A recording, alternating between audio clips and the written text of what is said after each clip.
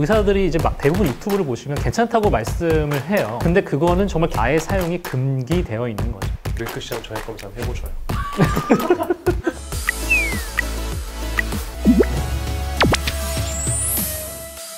세상의 모든 탈모 지식을 담는 탈모 딕셔너리 위키 탈모 스페셜 MC 김밀크입니다. 또 오늘도 지적인 두 분 모셨습니다. 반갑습니다. 안녕하세요. 피부과 전문의 배병교장입니다. 안녕하세요. 비뇨기과 전문의 황진철입니다. 선생님들, 여자는 대머리가 없다는 이야기가 있던데 그게 사실인가요? OX. 반은 맞고 반은 틀린 얘기죠.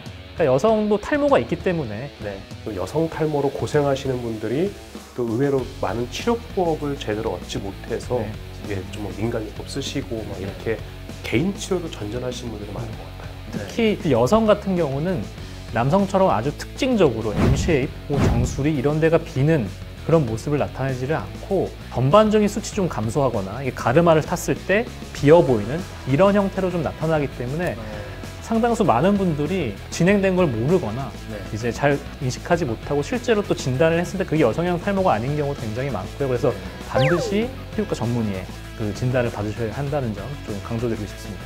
그럼 주변에 여자 탈모분인 경우에 프로페시아랑 아보다트 같은 약물은 여성에게는 쓰지 않죠? 저희가 쓰는 프로페시아, 피나스테로이드 1mg은 효과가 없다는 게 나왔고요. 피나스테로이드 5mg을 이제 가임기 여성에게도 철저하게 이제 피임을 하도록 해서 써봤고 폐경 후에도 써봤는데 효과가 좀 있을 수 있다 정도. 프로스카도 제가 봤을 때는 여러 가지 좀 득보다는 실이 더 많을 수 있기 때문에 굳이 처방하진 않습니다. 그러면 탈모약이 여성에게 금기인 이유가 어떻게 되나요? 제일 중요한 게 이제 기형아 출산이죠. FDA의 이제 프레그넌시 카테고리 X예요. 기형아가 나오는 것이 이제 검증이 되어 있는 약이기 때문에 아예 사용이 금기되어 있는 거죠. 배 원장님 말씀처럼 FDA 그레이드가 너무 중요하거든요. 이 X 등급은 사실 정말 절대적으로 지켜져야 돼요. 임신 계획이 있는 분들은 탈모약 복용을 중단하는 게 좋을까요? 선생님 같은 경우는 이제 계속 쓰셨다고 하셨는데 뭐 어떠셨나요? 저는 이제 환자분이 오시면 여쭤봐요. 자녀 계획이 있는지 결혼하셨는지를 물어보고요. 보통 일반적으로 그냥 자녀를 가질 계획이 있다 그러면 프로페시아 정도는 저는 사용을 하고요. 아보다트는 사용하지 않습니다. 저는 좀 보수적으로 말씀드린다면 어쨌든 좀 약을 그래도 끊는 게 가능하면 조심하는 그렇죠. 게 좀 그게 낫죠. 저 그 생각도 있는 것 같아요. 그 옛날 그 정자 힘과 그렇죠. 저희 때 정자 힘이 같지가 않다고 보는 게 그래서 의사들의 어느 정도 컨센서스인 것 같아요. 뭐 환경 호르몬이라든지 여러 가지 이유 때문에 점점 그런 비율도 올라가지 않나요? 맞아요. 그러니까 WHO에서 정상 정자의 그 어떤 판단 기준도 점점 완화되는 게 사실이에요. 그러니까 예전에는 활동성이 훨씬 높았다면 지금은 정말 40%만 넘어도 활동성이 뭐 괜찮다라고 얘기를 할 정도니까 그러니까 예전에 정자의 볼륨과 수와 뭐 이렇게 운동과 살아있는 정도는 점점 완화되는 그만큼 정자의 퀄리티가 좀 떨어지고 있는 사실이죠. 시대적인 문제라고. 그럼요. 그래서 요즘에 저도 생각하는 게 이게 점점 이제 자녀 계획을 가지신 분들이 물어보면 조금씩 물러나게 돼요. 저도 사실은. 그러니까 이제 의사들이 이제 막 대부분 유튜브를 보시면 괜찮다고 말씀을 해요. 근데 그거는 정말 괜찮은 사람한테 괜찮은 건지 괜찮은지 안 괜찮은지 모르는 상태에서는 조심하는 게 맞습니다. 정액 검사를 한번 권유드려요. 밀크 시장 정액 검사 한번 해보셔요. 한 이틀에서 3일 정도 금욕하고 오셔야 돼요. 그러면 남녀노소 부담 없이 쓸 수 있는 약이 미녹시딜로 저희가 알고 있는데 이제 미녹시딜 정이 사실 문제 없이 부담 없이 사용할 수 있는 약은 사실 아니에요. 이제 심혈관계 질환에 쓴다는 약은 이게 심장에도 작용을 하고 혈관에도 작용을 하기 때문에 일반적으로 이제 선생님들마다 오프라벨 그 사용이라고 하는데요. 그러니까 이게 경험상 쓰는 거지 거기에 써도 된다고 누가 이렇게 답을 내려준 건 아니에요. 오프라벨로 약을 썼을 때 이제 의사들이 좀 부담감 많이 느끼거든요. 이 약이 효과가 있을 거라고는 알고 있어요. 그런데 그 적응증 이외의 약을 처방하는 경우이기 때문에 비뇨기과 약간 예를 들면 실제로 조루라는 질환이 있을 때 예전에 썼던 이렇게 우울증 약을 쓰면 또 도움이 되거든요. 이 약의 적응증이라고 하는 것 이외의 질환의 약을 쓸 때를 우리가 오프라벨 처방이라고 하거든요. 아, 원래 목적이 아닌데 그렇죠. 그거에 다른 걸 위해서 좀 쓰는 그러니까 과거에는 정말 조루 치료는 약이 따로 없었어요.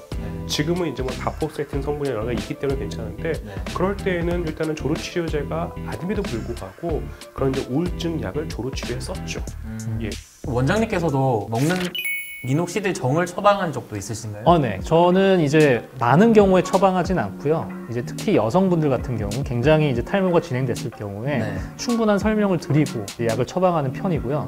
그다음에 이제 남성분들 같은 경우도 일반적인 환자분들은 심장내과 선생님한테 한번 여쭤보라고 말씀을 드려요.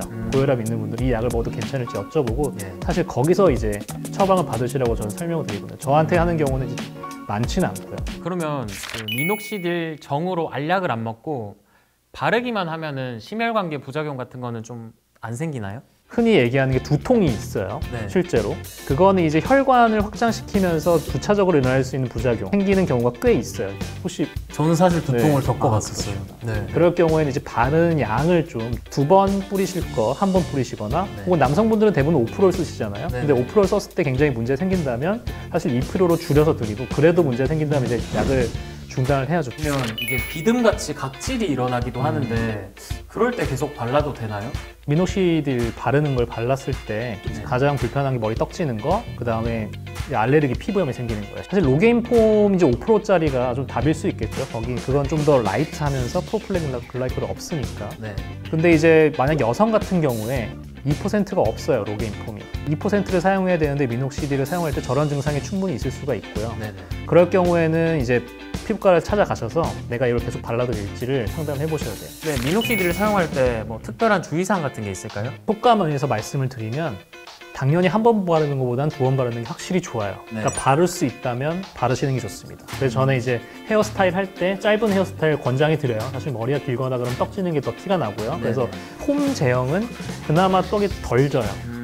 그런데 스포이드나 스프레이 형태는 뿌리기도 굉장히 힘들고 머리카락이 묻는 경우도 많고 두피에 딱 잘 안 하기가 붙더라고요. 굉장히 이게. 어려워요. 그래서 제가 말씀드리는 팁은 이런 간장 종지 집에 다 있죠. 그런 네. 데다가 약을 덜어서 면봉 같은 데 찍어가지고 이렇게 두피에만 살짝 하시면 엉뚱한 데 묻지도 않고 골고루 잘 발려요. 그냥 직접적으로 딱딱 바르는 그렇죠. 셈이네요. 근데 대신에 좀 귀찮을 수는 있죠. 여러 번 해야 되니까. 네. 하지만 그 정도 이제 노력은 감수해야지. 네, 감수해야지 이제 등록을 할 수 있을 것 같습니다.